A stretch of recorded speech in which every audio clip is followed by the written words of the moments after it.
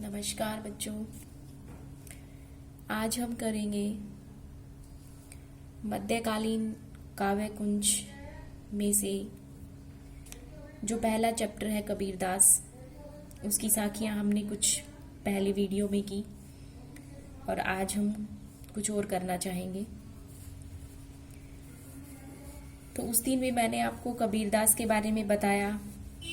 आज थोड़े से उनकी काव्यगत विशेषताओं पर भी चर्चा करेंगे कि कबीर जी हिंदी की संत काव्यधारा की महान विभूति थे। वास्तविक अर्थों में वे अपने समय के युग चेता मानव धर्मी संत थे। वे संत भी भक्त, समाज सुधारक, परम तत्व के साधक का कार्य निष्ठापूर्ण उन्होंने किया। उनकी काव्य की विशेषताएं भी रही है कि वो निर्गुण ईश्वर में विश्वास करते हैं। जैसे सूर और तुलसी, उन्होंने तो सैगुण का समन्वय, निर्गुण और सैगुण दोनों का समन्वय स्थापित करने का प्रयास किया। लेकिन कबीरदास जी निर्गुण ईश्वर में विश्वास करते हैं। गुरु को भी इन्होंने बहुत महत्व दिया है, जैसे हमने पिछले पढ़ा था। आडंबरों का भी इन्होंने विरोध किया है। बहुदेववाद, अवतारवाद का भी विरोध इन्होंने किया है। रहस्यवाद, जैसे रहस्यवाद क्या होता है थोड़ा सा बताऊंगी मैं, कि कबीर के काव्य में परमात्मा के प्रति जो अलौकिक प्रज्ञाभूति की अभिव्यक्ति की गई है। कबीर वैसे तो खंडन मंडन की राह पर चलते रहे हैं, लेकिन अपनी रहस्यवादी रचनाओं में से वे अत्यंत मृदुल और कोमल दिखाई पड़ते हैं। यानी अज्ञात के प्रति जिज्ञासा की जो भावना होती है उसे हम रहस्यवाद कहते हैं। उन्होंने कहा भी है कि जल में कुंभ, कुंभ में जल है, भीतर बाहर पानी। फूटा कुंभ जल जल ही समाना, यह तत् कहो ज्ञानी। वर्ग भेद का भी उन्होंने विरोध किया है। माया से भी सावधान रहने के लिए उन्होंने बार बार चेतावनी दी है। नाम स्मरण यानी परमात्मा के नाम स्मरण के महत्व को उन्होंने बताया है। लोक संग्रह की भावना का भी महत्व उन्होंने बताया कि समाज में लोक संग्रह की क्या भावना चित्रित हुई है। उन्होंने भाषा और शैली को भी अपनी वाणी में प्रस्तुति दी है। कबीरदास जी वैसे तो अशिक्षित थे, लेकिन उन्होंने बोलचाल की भाषा का भी प्रयोग किया है। अवधी का, ब्रज का, खड़ी बोली का, पूर्वी हिंदी, फारसी। इनकी भाषा कैसी रही है? सरल और अनुभूतियों से परिपूर्ण। जब आप उनकी जो साखियां हैं उनको पढ़ोगे तो आपको पता चल जाएगा कि कितनी सरल और अनुभूतियों से परिपूर्ण है वो। उनको भाषा के डिक्टेटर भी कहा जाता है। हजारी प्रसाद द्वितीय ने उनको भाषा का डिक्टेटर कहा है।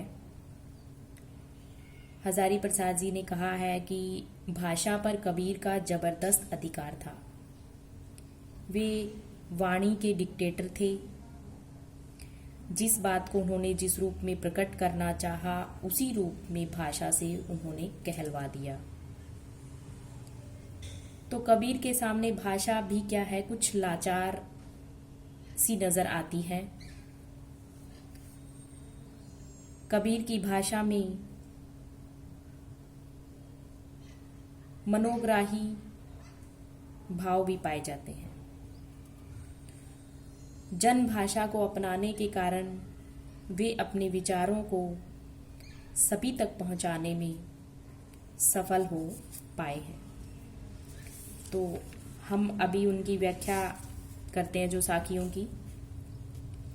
1 से लेकर 4 तक हमने पहले वीडियो में पढ़ी। तो अगला है दीपक दिया तेल भरी, बाती दई अघट, पूरा किया बिसाहुणा, बहुरी न आओ हट। अघट, अघट का मतलब होता है न घटने वाली, जो कभी न घटती हो। बिसाहुणा यानी व्यापार, खरीद। हट यानी बाजार। तो सबसे पहले आप लिखोगे प्रसंग कि प्रस्तुत साखी हमारी हिंदी की पाठ्य पुस्तक मध्यकालीन काव्यकुंज में से ली गए हैं और इसके रचयिता कबीरदास जी हैं। इस साखी में उन्होंने जीवन मरण के चक्र से युक्त इस संसार से मुक्ति पाने की कामना की है। जो साखी में बताया गया उसको एक पंक्ति के माध्यम से आप अवश्य बताओगे। तो यहाँ कबीरदास जी व्याख्या शुरू करते हैं। क्या कहते हैं कि दीपक दिया तेल भरी, कि सतगुरु ने क्या किया, भक्ति रूपी तेल से भरा हुआ जो शरीर रूपी दीपक है मेरे हाथ में दे दिया। बाती दई अघट, उसमें बाती दई यानी कभी न घटने वाली जो तत्व ज्ञान रूपी बत्ती है वो उसमें डाल दी। पूरा किया बिसाहुणा, बहुरी न आओ हट, यानी क्या कहा है कि मैंने इस दीपक के प्रकाश में इस संसार से जो कुछ भी खरीदना था खरीद लिया। बहुरी न आओ यानी बहुरी दोबारा से नहीं आना, मैं पुनः इस संसार रूपी बाजार में नहीं आना चाहता, अर्थात जन्म मरण के चक्र से मुक्त होना चाहता हूँ। तो यहाँ कबीरदास जी ने बताया है कि भक्ति रूपी तेल से भरा हुआ जो शरीर रूपी दीपक है वो गुरु ने उसके हाथ में दे दिया और उसमें ऐसी बाती लगाई जो कभी न घटती हो, यानी ज्ञान रूपी बत्ती। और मनुष्य जन्म मरण के चक्र से मुक्त होना चाहता है। विशेष में हम लिखेंगे कि कबीरदास जी ने ईश्वर से संसार रूपी बाजार में पुनः न भेजने की प्रार्थना की है। भाषा किस प्रकार की रही है, सहज और सरल, भावों के अनुकूल, दोहा छंद दिखाई पड़ रहा है, ज्ञता का गुण भी विद्यमान है। फिर अगला आता है माया दीपक नर पतंग, भ्रमी भ्रमी इवे पंडित, कहे कबीर गुर ज्ञान ते, एक आद उबरंत। उबरंत होता है बचना, पार पहुंचना। नर होता है मानव, इंसान के लिए कहा गया है। पतंग यानी जो वर्षा ऋतु में उत्पन्न होने वाला एक कीड़ा होता है उसके लिए कहा गया पतंगा। भ्रमी भ्रमी यानी घूम घूम कर। ईवे यानी इस पर। उबरंत यानी बचना या पार उतरना। तो सबसे पहले आप करोगे प्रसंग कि प्रस्तुत साखी हमारी हिंदी की पाठ्य पुस्तक मध्यकालीन काव्यकुंज में से ली गई है। इसके रचयिता कबीरदास जी हैं और इसमें उन्होंने क्या बताया है कि संसार में सभी प्राणी क्या है, माया के जाल में फंसे हुए हैं। जीवन के जो सुख दुख हैं, जगत का मूल कारण ही क्या है, माया है। लेकिन ईश्वर के द्वारा जो फैलाया हुआ प्रपंच है इसे हर कोई नहीं जानता। इसे या तो परमात्मा जानते हैं या परमात्मा के भक्त जानते हैं। तो व्याख्या में हम लिखेंगे कबीरदास जी क्या कह रहे हैं कि माया दीपक नर पतंग। माया क्या है, माया रूपी दीपक, और नर पतंग मानव उसकी ओर आकृष्ट होने वाला पतंगा है। भ्रमी भ्रमी ईवे पंडित, यानी वह बार बार मंडरा कर यानी घूम घूम कर आकर्षित होकर उसी दीप शिखा पर गिरकर नष्ट होना चाहता है। यानी इसका कहने का मतलब है कि संसार की जो आकर्षित करने वाली प्रवृत्ति है वो मनुष्य को अपनी तरफ लीन कर देती है, अपनी तरफ से आकर्षित कर लेती है और वो भगवान को भूल जाता है। कहे कबीर गुर ज्ञान थे। कबीरदास जी क्या कहते हैं, गुर ज्ञान यानी गुरु के ज्ञान से एक आध उपरंत, यानी गुरु के ज्ञान से ही एकाध मनुष्य है इस मायात्मक संसार के लालच को छोड़कर ईश्वर के नाम की ओर उन्मुक्त हो सकता है। बाकी नहीं बच सकते। यानी माया रूपी जो दीपक है उसके आकर्षण से कोई एकाध बिरला ही गुरु के ज्ञान से बच सकता है। विशेष में हम लिखेंगे कबीरदास जी क्या कह रहे हैं कि आत्म ज्ञान और परमात्म ज्ञान को जानने के पश्चात मानव को माया का ज्ञान हो जाता है। माया के द्वारा होने वाली जो बुराइयां हैं उसके प्रति वो इंसान सजग हो जाता है। तो गुरु के प्रति अगाध विश्वास की प्रस्तुति हुई है, क्योंकि गुरु के ज्ञान से ही एकाध बिरला है वो गुरु के ज्ञान से ही बच सकता है। भाषा कैसी रही है? सहज सरल प्रवाहमयी भाषा रही है। गीति काव्य के तत्वों का समावेश भी देखा जा सकता है। फिर आगे आता है कबीर बादल प्रेम का हम परी वर्षा आई, अंतरी भीगी आत्मा हरी भई बन राई। परी यानी पर, वर्षा यानी बरसना, अंतरी यानी आंतरिक, हरी यानी प्रसन्न, भई यानी हो गई, बन राई यानी वंशस्थली। तो इसमें भी वैसे ही आप सबसे पहले प्रसंग लिखोगे और एक पंक्ति के माध्यम से बताओगे कि कवि ने भक्ति रूपी बादलों के बरसने से उसके प्रभाव का वर्णन किया है। फिर व्याख्या करोगे कबीरदास जी क्या कह रहे हैं कि भक्ति रूपी बादल, कबीर बादल प्रेम का उमड़ घुमड़ कर उनके ऊपर बरस पड़े। हम परी बरसा जाए यानी हम परी बरस पड़े। फिर उनकी अंतर आत्मा उनमें स्नान कर क्या हो गई? तृप्त हो गई। भक्ति रूपी बादलों के बरसने से न केवल उनकी अंतरात्मा अपितु उनका शरीर भी क्या है? प्रसन्न हो गया। अंतरी भीगी आत्मा यानी उससे क्या है? उनकी आंतरिक आत्मा तो भीगी ही, लेकिन उनका शरीर जो है वो भी प्रसन्न हो गया। आसपास की जो वनस्थली भी उसमें भी हरियाली छा गई। यानी भक्ति के उदय होने पर जो विचित्र आनंद की अनुभूति है उसका वर्णन किया गया है। तो कवि की क्या मान्यता है? विशेष में आप लिखोगे कि हृदय में भक्ति का उदय होते ही अंतर आत्मा प्रसन्न हो जाती है। भक्ति का प्रभाव केवल व्यक्तिगत ही नहीं सामाजिक भी होता है। भाषा कैसी रही है? सरल सहज भावों के अनुकूल, दोहा छंद है, रूपक अलंकार का भी सुंदर प्रयोग किया गया है। फिर हमारा अगला आता है कि भक्ति भजन हरि नाव है, दूजा दुख अपार। यानी भक्ति भजन हरि नाव है, दूजा दुख अपार। अन्य कोई भी कार्य क्या है? दुखों से परिपूर्ण है। दूजा यानी दूसरा, भक्ति यानी भक्ति, हरि यानी ईश्वर। मनसा वाचा कर्मणा, मनसा यानी मन से, वाचा यानी वचन से, कर्मणा और कर्म से। कबीर सुमिरन सार, सुमिरन होता है स्मरण करना।